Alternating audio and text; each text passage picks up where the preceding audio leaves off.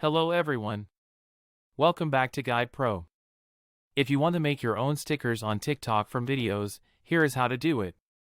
First, open the TikTok app on your phone. Find the video you want to create a sticker from. This can be your own video or another creator's video. Now tap on the share icon at the bottom right corner. A menu will appear with different options.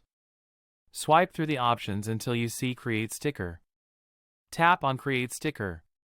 TikTok will now open the sticker editor. Here you can crop the part of the video you want to turn into a sticker. Adjust the crop area and then tap Save. Now tap Next. Here you can also give your sticker a name, which helps you easily find it later. After that, tap Create Sticker. Your TikTok sticker will now be created. If you want to find the stickers you created, go to your profile. At the top of your profile, tap on the sticker icon next to your Videos tab. Here you will see all the stickers you have created. You can tap on a sticker to send it to friends, view the original video, or delete it if you no longer need it. Also remember that some creators may disable this feature, so you might not be able to create stickers from every video. That is how you make stickers on TikTok.